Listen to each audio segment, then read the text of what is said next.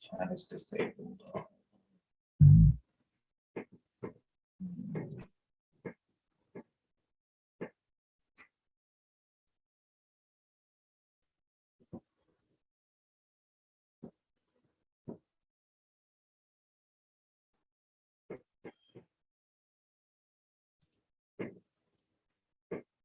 Okay, so chat is disabled, but you can use the questions, I guess. Sorry about that. I think because it's a webinar, it's not just a regular meeting. So sorry about that. Okay. So use the questions section, I guess, to answer to ask your questions, and that should work for me. We'll answer them throughout the session tonight.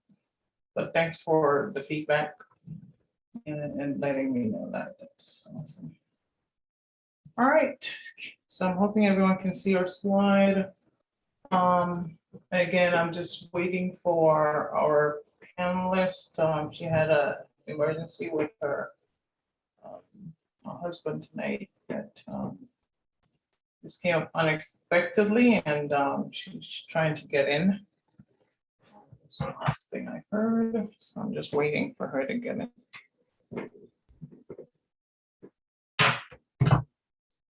Right. Get back to.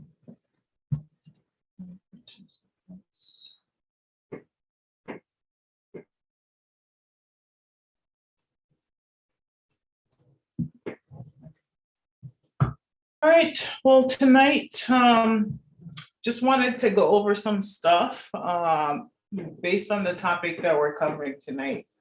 And last week, this month, definitely, I attended a Department of Navy conference. And what I'm showing you tonight, that was one of the slides that they presented. And wanted you to get that information mainly because it's so powerful.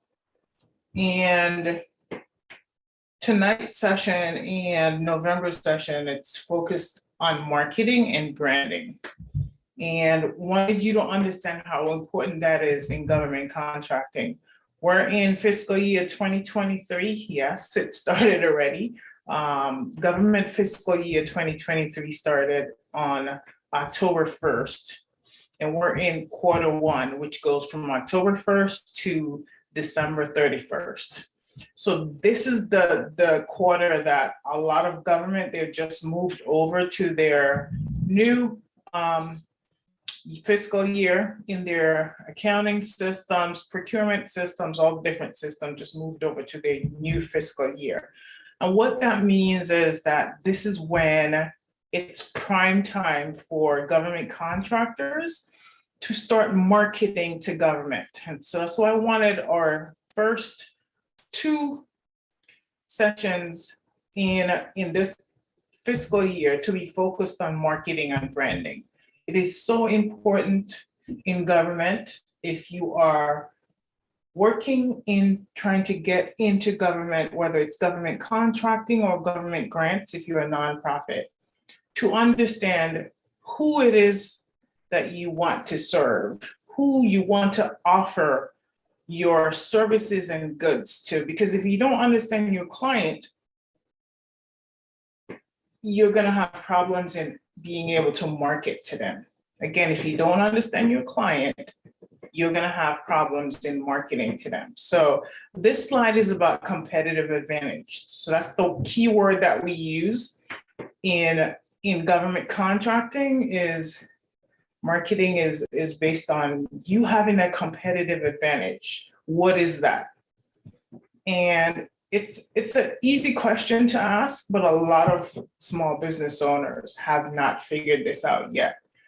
And on this slide, it says competitive advantage is your deal closer. What sets you apart from the other companies who are selling the same goods and services you're selling. And don't know, I think I've got stuff showing on the bottom, but the last phrase on the bottom came from Jack Welch. And we've been a follower and been reading his books. He says here, if you don't have a competitive advantage, don't compete. And it's that simple, but it's still that complicated, right?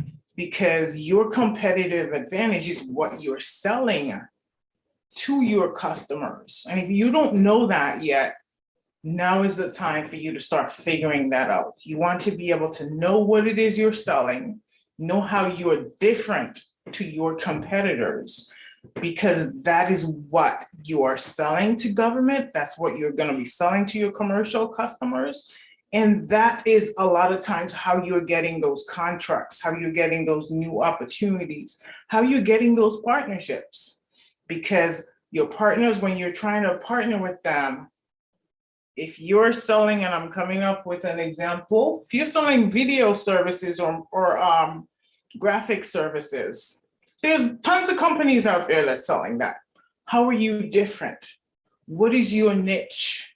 And I tell folks, what is the one thing you do best? As a small business, I remember going to some of these government contracting conferences earlier on when I was starting my business, and had my capability statement all nicely colored up and everything, and go into those. And I found that they were taking my capability statement and they were providing recommendations on fixes. One of the things that they tell me, oh, I see you do 5 things here on here. When we see these, we put them in the garbage. That's what I was told by government. Why? Because as a small business, we know you should be able to do one thing well. Tell us on your capability statement, what is the one thing you do well? And that's how you can get into partners, because partners are looking for you. They want to know, what is the one company that can do this thing well? And so I want you to start thinking about that. This is the season for that. And this is a season when you want to start working on, what is it that we do? What is it that we do well? And what is our competitive advantage? Because once you understand all that, that's how your customer is going to know who you are, what you provide for them. And that's way more important than just the services you provide. That's great, but they want to know, what is it you can do for them? So that is why you need to be able to understand who your customers, who your clients are. Because once you understand that, you'll understand how to market to them, and also what it is that they're buying.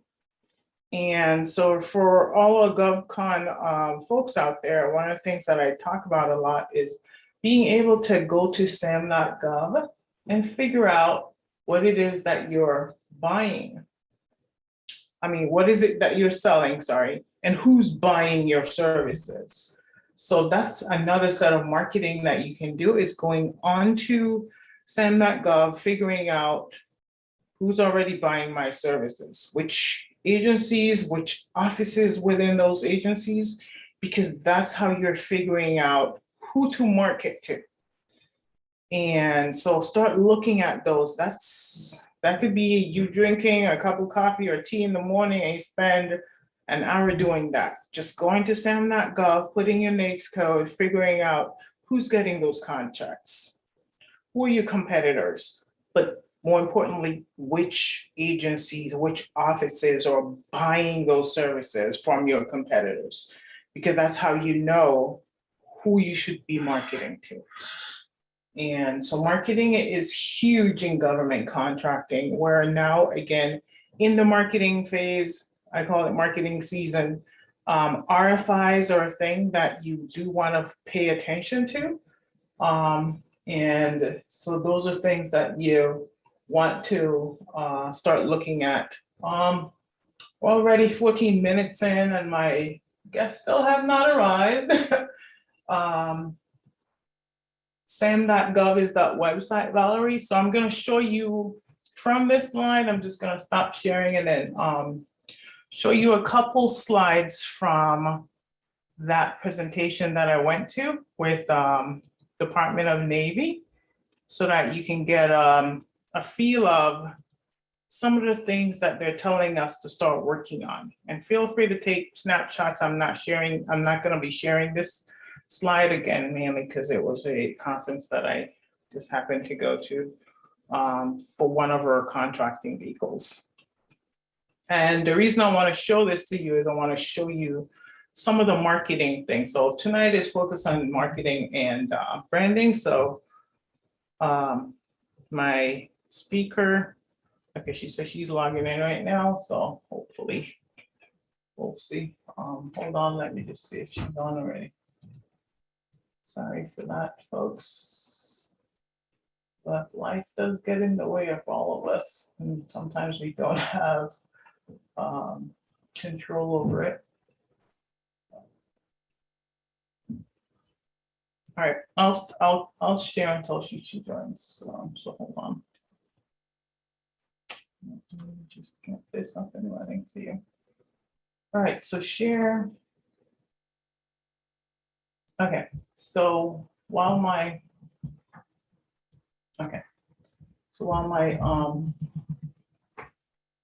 just my panel is still getting in. So this, if you can see this is NAVSEA. NAVSEA is the Naval Sea Systems Command within Department of Navy, and I was able to attend one of their sessions.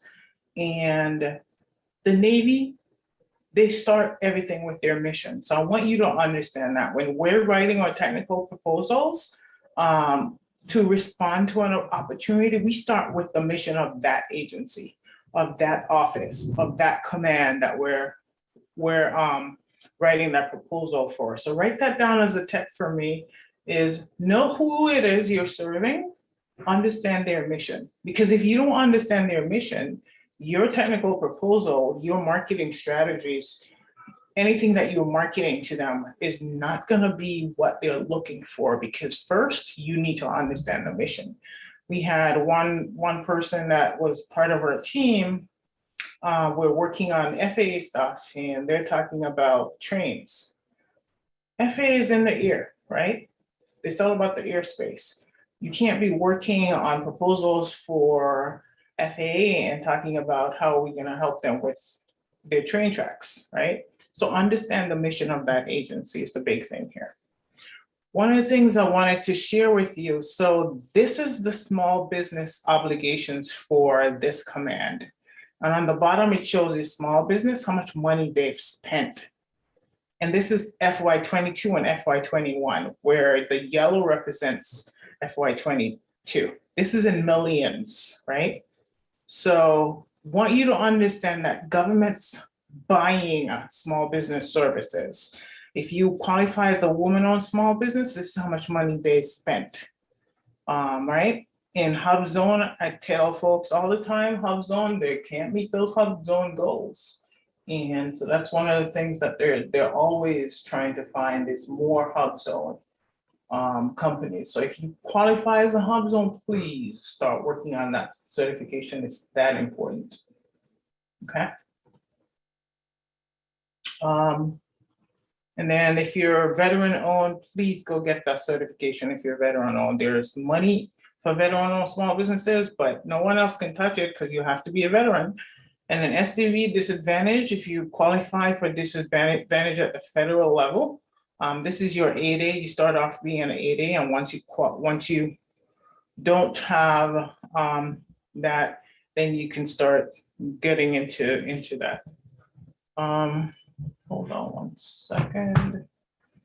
Let me just get something to my guest speaker quick. If you have questions based on what I'm sharing, feel free to share it in the question section on here. I just gotta send something quickly to my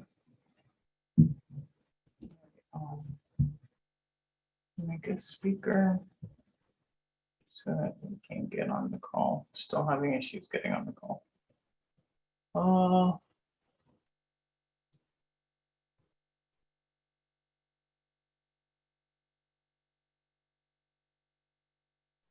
So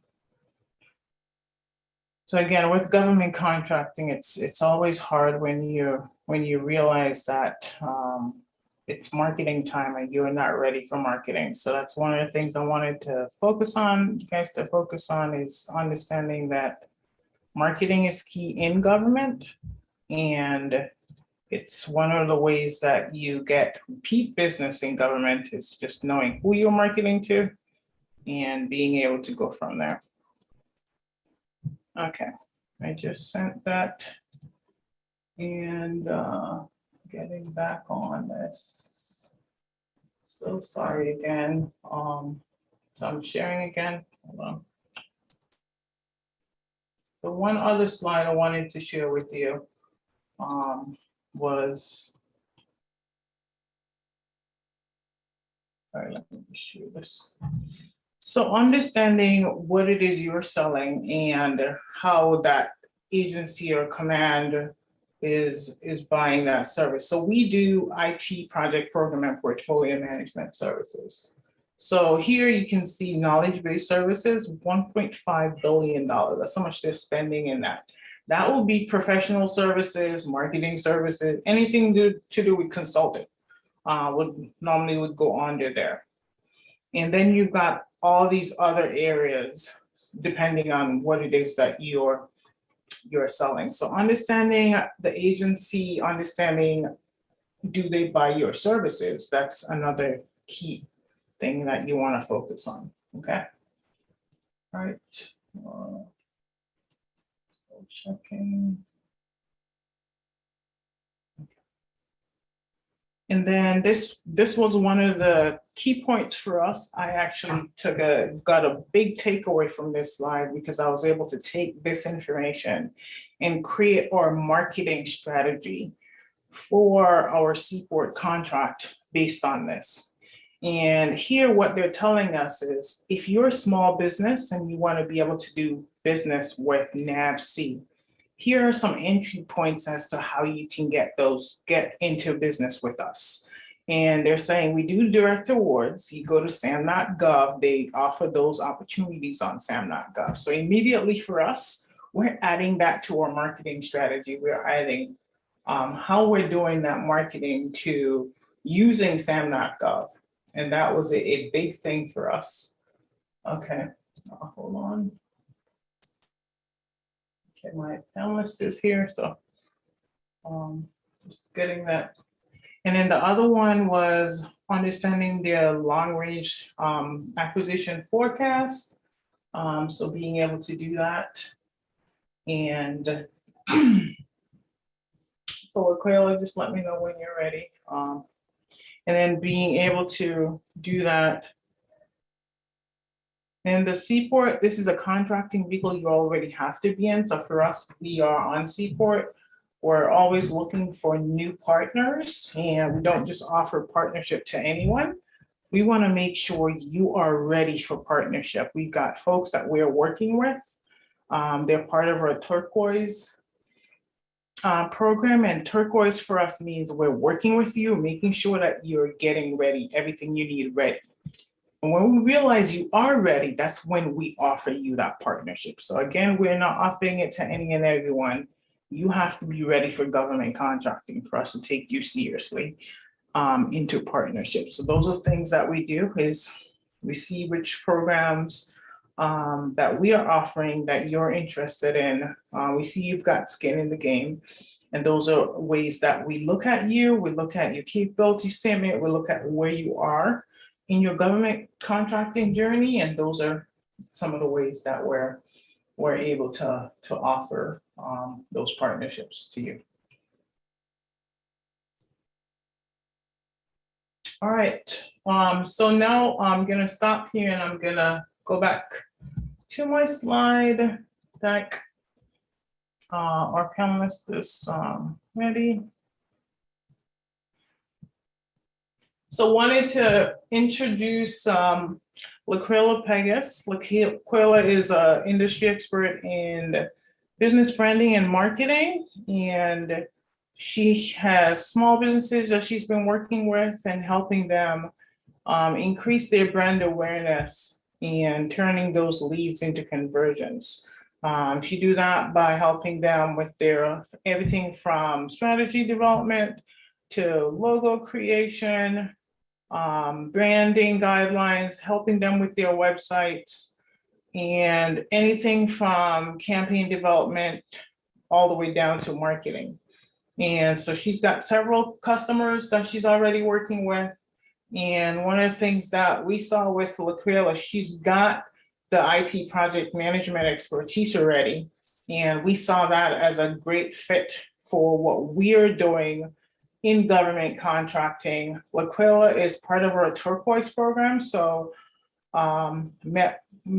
meet with her monthly and develop where she's got several government contracting certifications, several state and local government certifications. She's been going after government contracts in one of the sessions that we did. She was able to win an award, a government contracting award. And then with that, we're able to help her with her capability statement, things that she needs to understand to be able to be ready for government contracting. I think it was around summer, we saw that she was serious about government contracting, and we invited her to be a partner with us on Seaport, which is Department of Navy or government contract. And we're excited to have LaQuaila as part of our team and also as a speaker with us tonight. So thank you. And I'm so glad that she was able to be here with us tonight. And LaQuaila, anything? Are you unmuted? Sorry. Yep, and I think the Welcome. disabled. Go ahead. Video is disabled for me. Oh, sorry. Okay, hold on. Let me fix that problem. Sorry.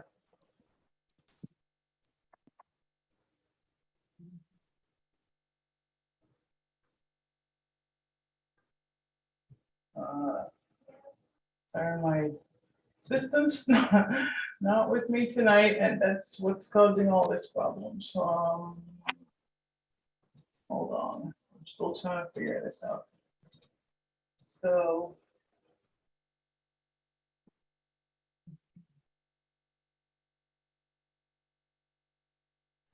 Not sure where I'm supposed to go for that.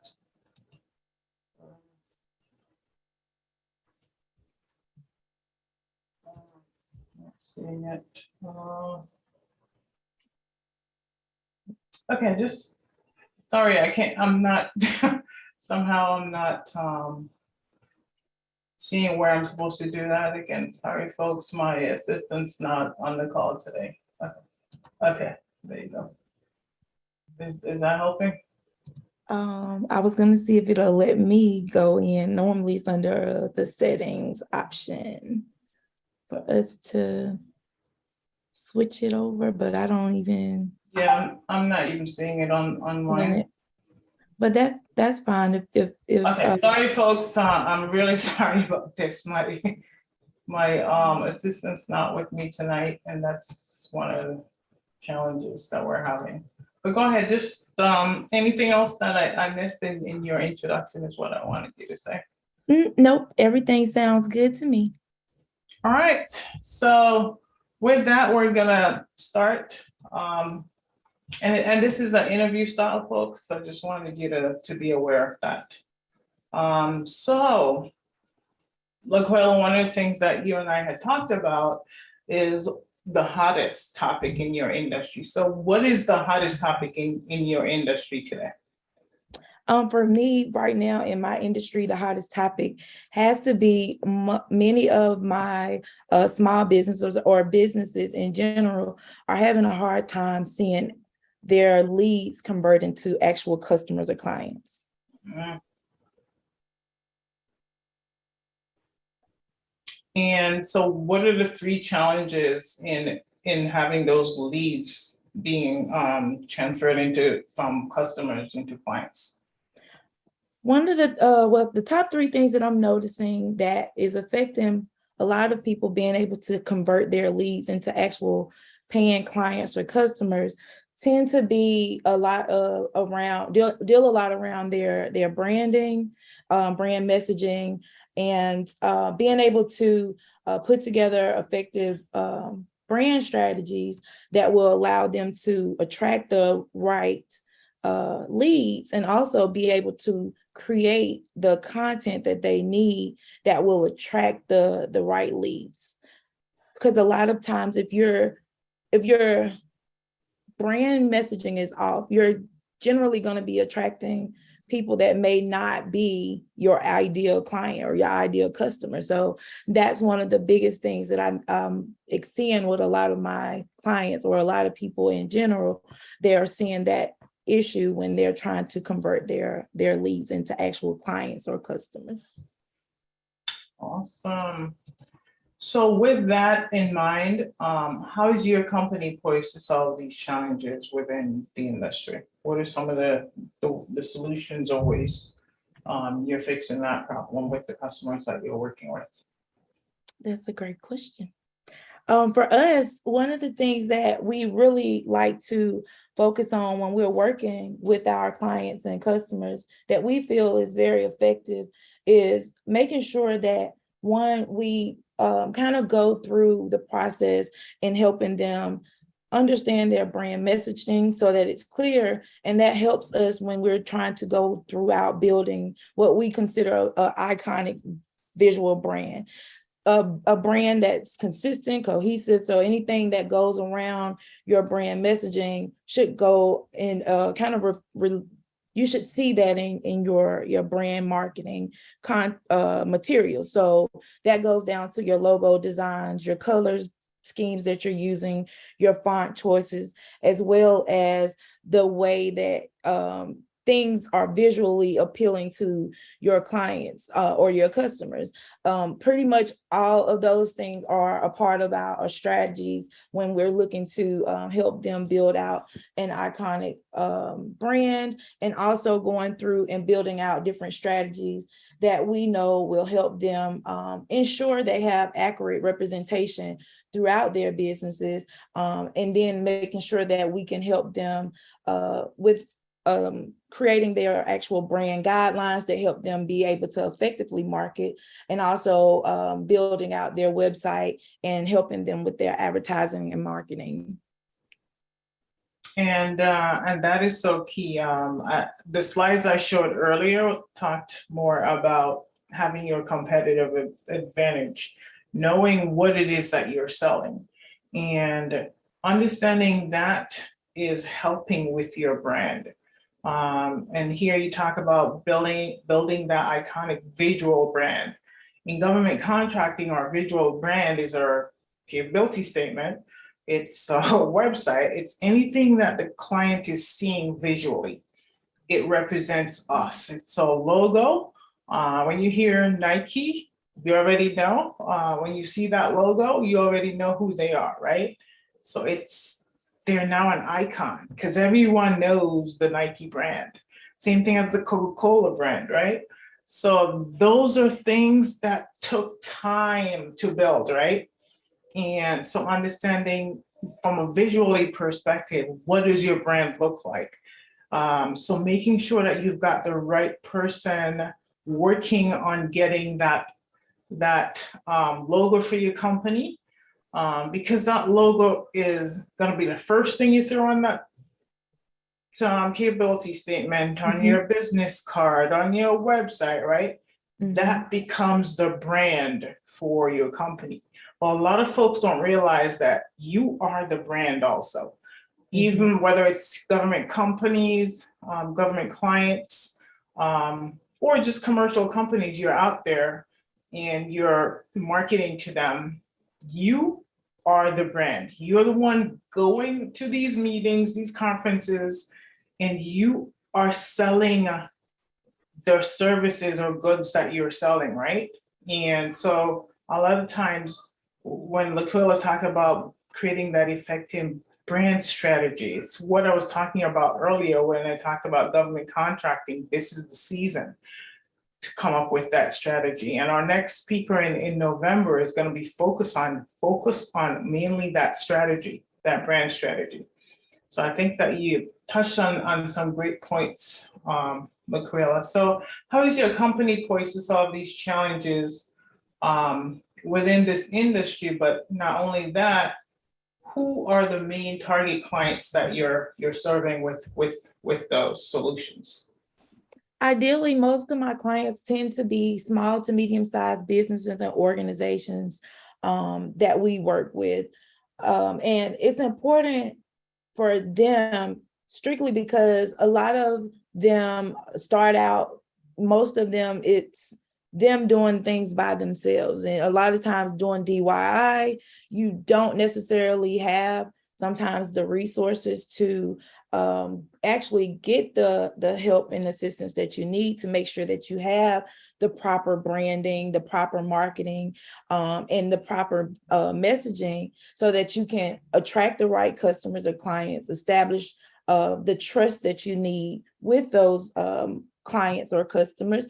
And then sometimes if you don't, you miss the opportunity to miss leveraging other opportunities and partnerships that you could potentially obtain because you have brand confusion and a lot of times the missed content that you're putting out there. So confusing your customers or clients a lot of times is what you will see with a lot of startup businesses because they may not understand how to effectively create their overall brand. And a lot of times, a lot of businesses spend more time focusing on that logo design, but not really honing in on all the things that pretty much bring together a brand. So that's pretty much who we work with and what we tend to try to stress to those clients once we get them on that's important for them to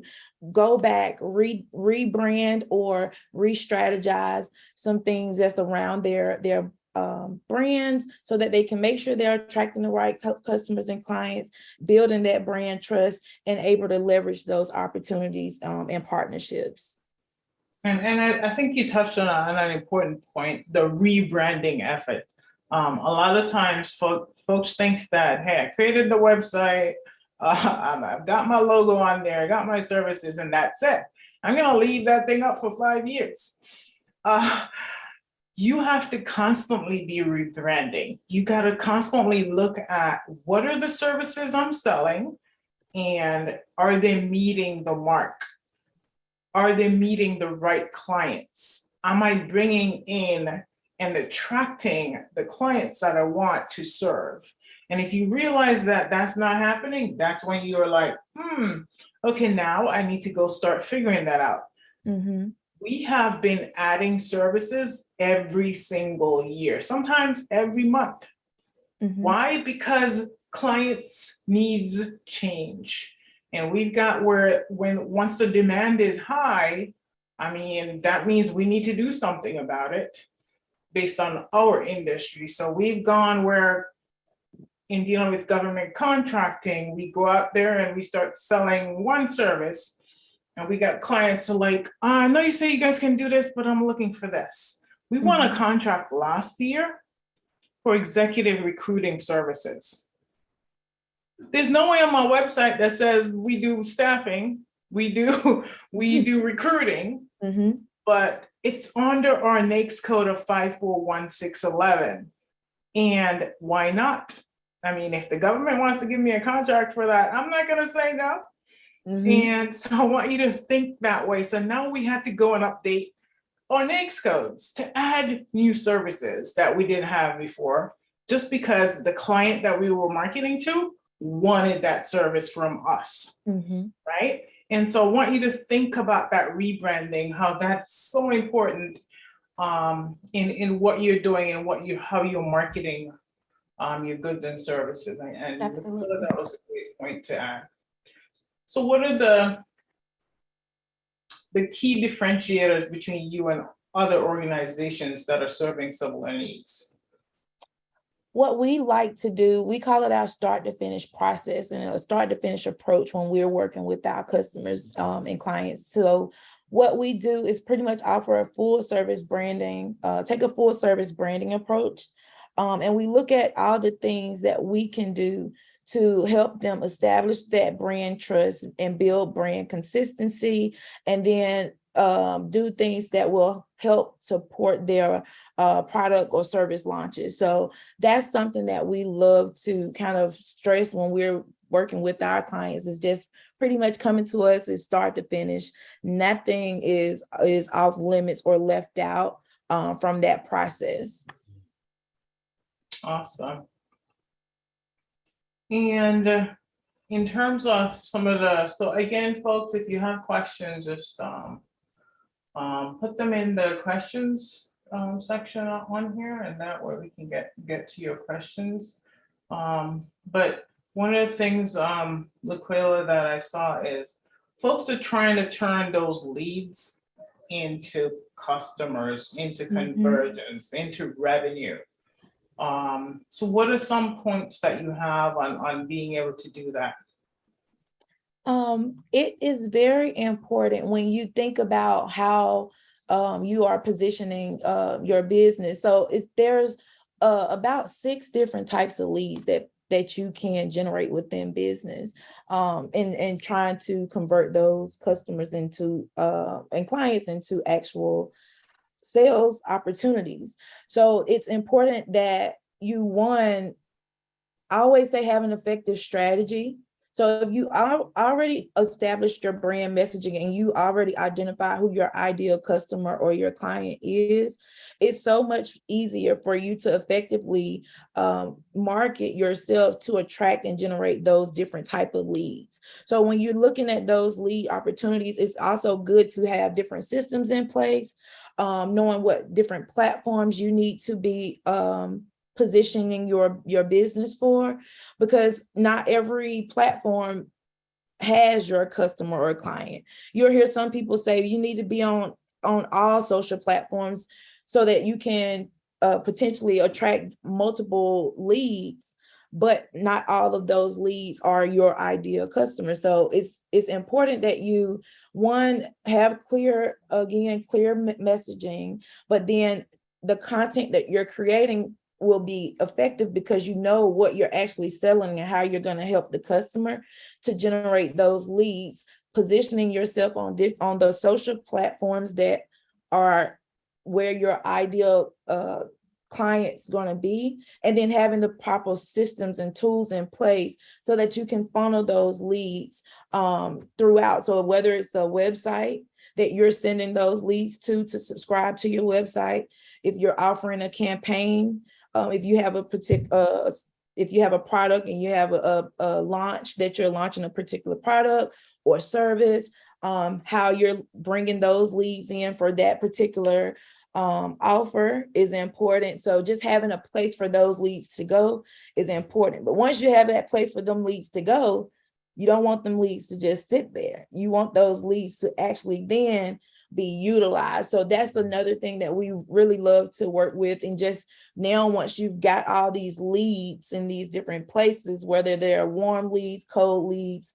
hot leads, you're able to now effectively create strategies around how to utilize all of those leads. Okay. So in the pre-questionnaire, I'll have Angela Bell ask this question: is using Facebook business really worth it for drawing leads? Absolutely. Depending on your business and the nature of your business, the thing that I love about Facebook is that you have opportunities for groups, to utilize groups, and being able to utilize those groups. Most groups have different rules. So I always say, have the proper etiquette when you're joining those groups, but nurture the groups and be able to, a lot of times they'll allow you to promote business within there. And on those days that you're able to promote business, you've already seen if they have days where people are asking questions, depending on the group that you're in, you should already kind of have in mind what I'm going to be talking about when I have the day where I can, promote or market my business. And then when you're promoting and marketing your business within those Facebook groups, you want to make sure you're adding your website, you're adding your social media platforms, because now the goal is to funnel those people from that group either to your website where they could subscribe or take opt into one of your services, or either begin to follow you on your social media platforms. So using Facebook, I think, is well worth it when it comes to generating organic.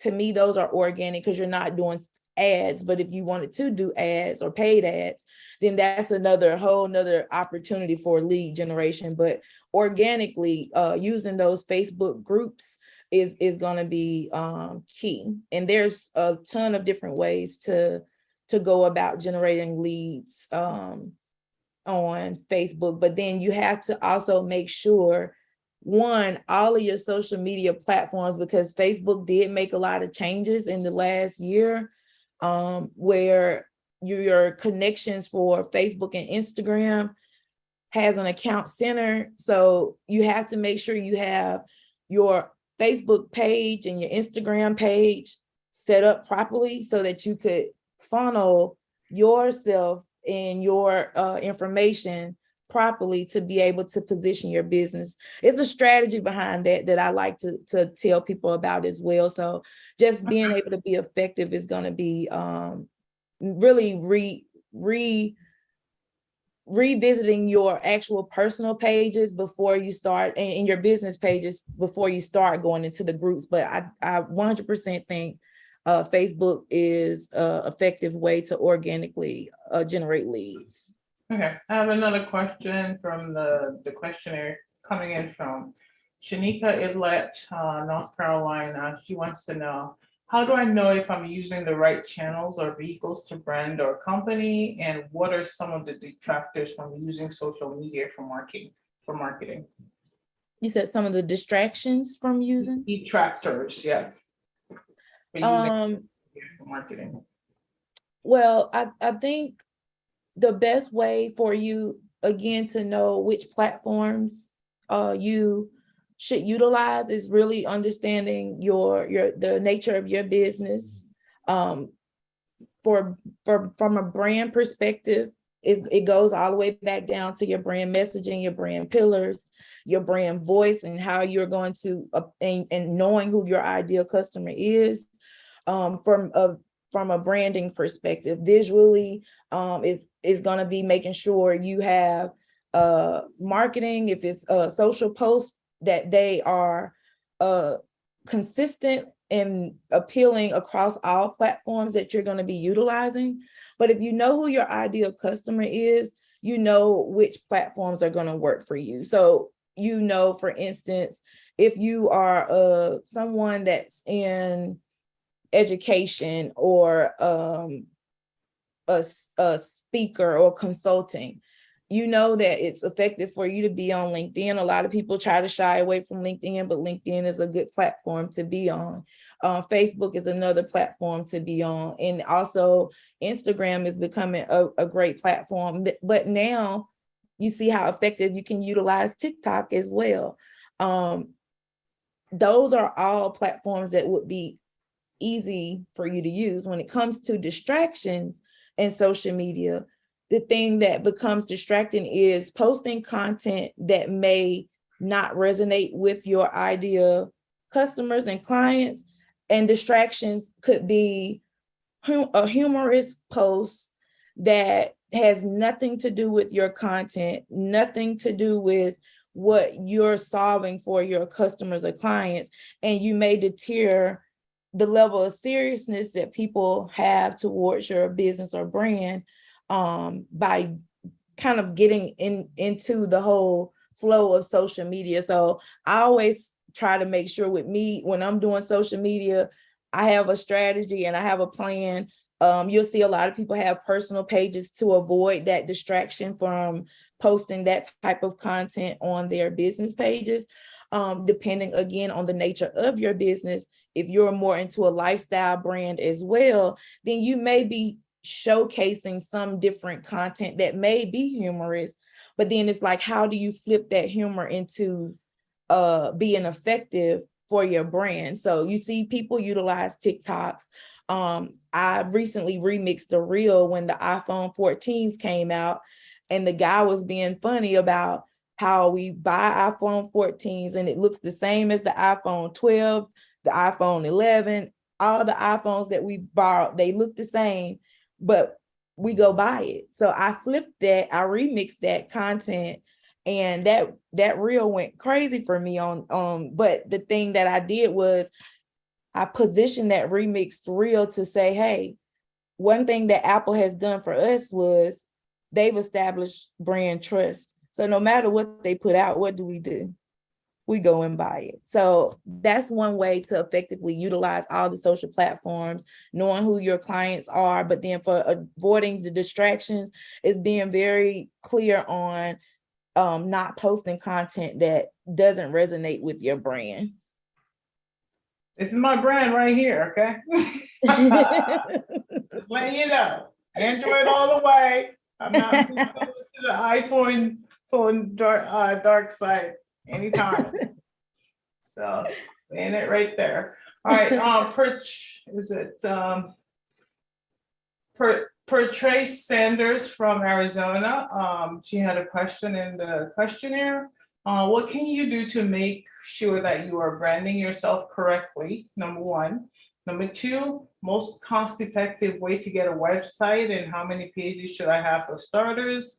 And then the other one is how to get set up to get government contracts and why is that important? But you can cover the first two and I'll cover the last one. For the first one, could you repeat that one, the first one again? Yeah, what can you do to make sure that you're branding yourself correctly and then the most cost-effective way to get a website up and running and how many pages for starters? Okay, so the first thing to answer that question in regards to making sure you're effectively branding, I always say is to connect. I would connect with a brand strategist, connect with someone that can really help you effectively go through your brand's overall branding.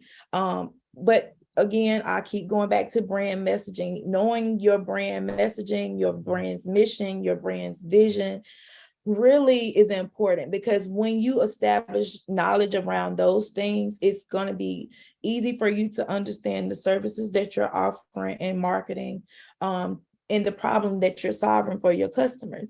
And then that all correlates down to then the visual aspect of the fonts that you're using, the colors that you're going to use. And then when you're creating a social template or marketing materials, it's easy for you to make sure that's cohesive because it goes along with what you're trying to portray to your customers. So when you're with a brand strategist, they really work with you on really knowing those key things, because I always tell people at the end of the day, the brand is not about you. It's about your customers, who you're trying to attract. Your brand story is important to make sure you're drawing in those people, but the visuals, I always tell my clients, well, it's a little bit of what you like, but the goal is to attract those people that you want to buy from you. When it comes to website, the most cost-effective way to do websites, I personally build my websites out on Wix. I'm a Wix partner and expert. I've been working with Wix since 2014. I chose that platform for starters. For me, a lot of people have their reservations about it, but I've been with them and I've seen the platform grow tremendously. I like using it because it's customer friendly, it's client friendly, it's easy to use.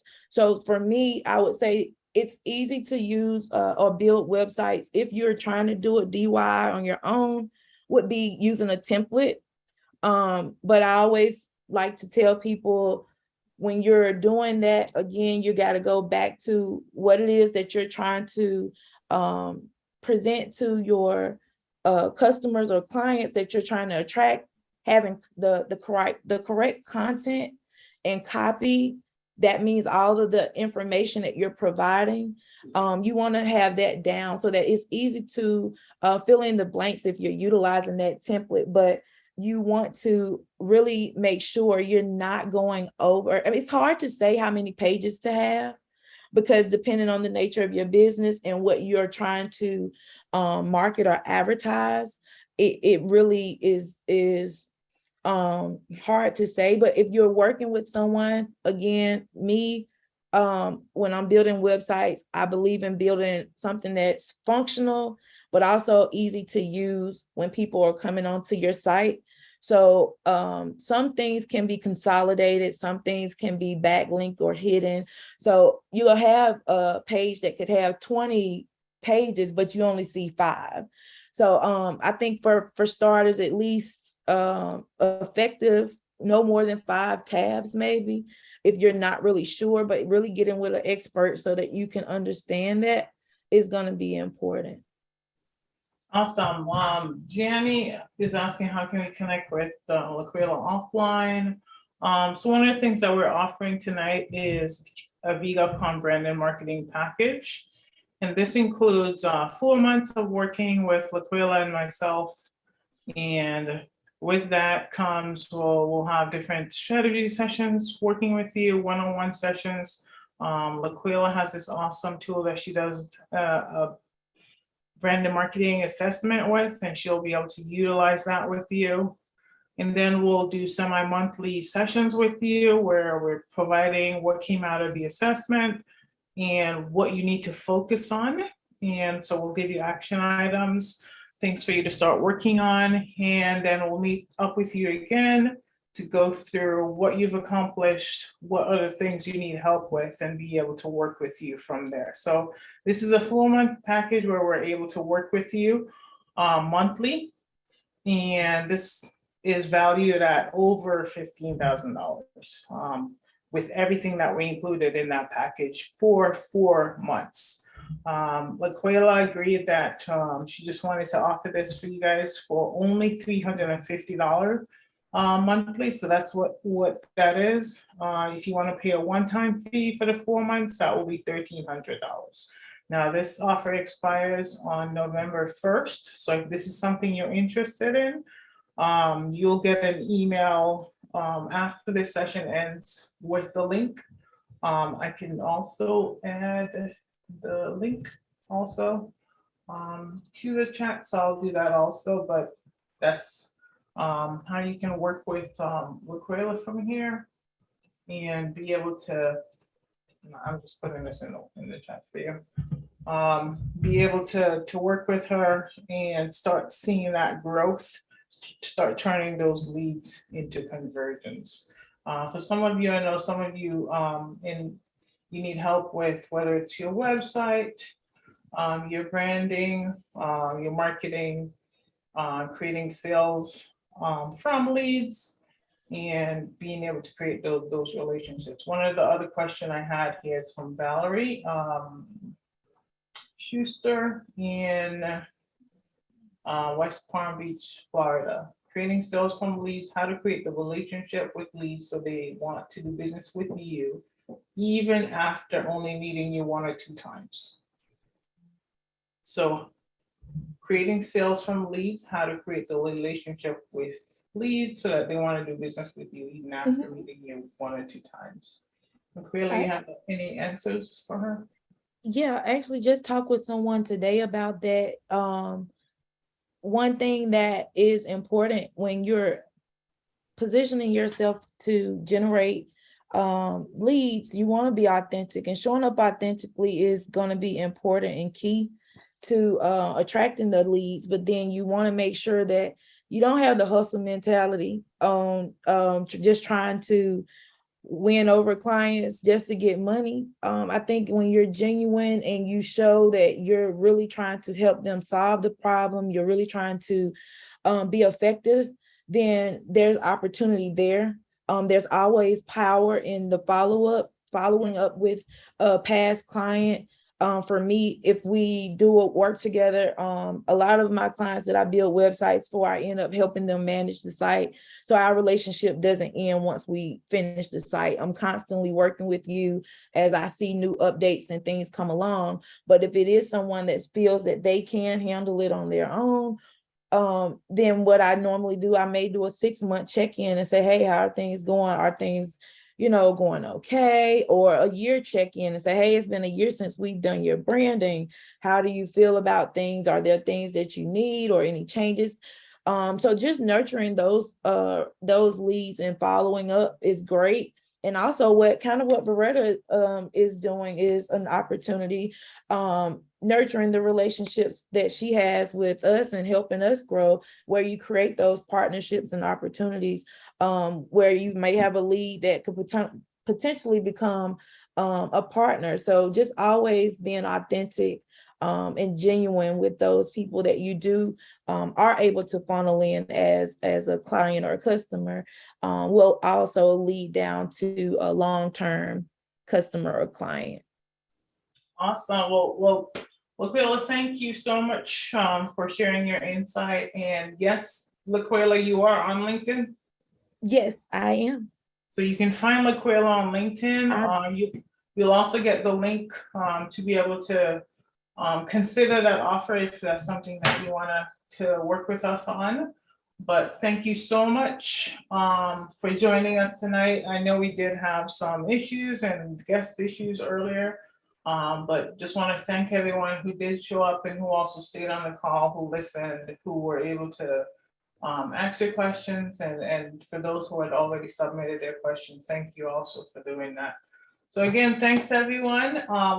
Anything you want to share last, LaQuaila, before we leave? I want to say thank you for everyone that did stay on the call. I apologize for the emergency. My husband was hurt today at work, so I was trying to get back home in time to make sure I was able to share with you guys what I could do to help. But I'm not able to drop my LinkedIn in the chat. I think I may be able to show it or pass it to Varetta if there's people that are interested in joining me on LinkedIn. You are free to, but again, thank you guys for that. Those that did stay, I truly appreciate it. And thank you, Varetta, for the opportunity to work and speak with your people. Awesome. So everyone, she's on LinkedIn, but feel free just to use her name and find it. I just added it to the chat. But thanks everyone again. And our next V-GovCon Live with Varetta Huggins is on November 29th, the week after Turkey Week. So enjoy your Thanksgiving. I'm not going to get to talk to you before then. Enjoy your Thanksgiving. And also Halloween is coming up next week. Enjoy that too. And see you back again on November 29th. Thanks everyone. Take care. Bye. Thanks.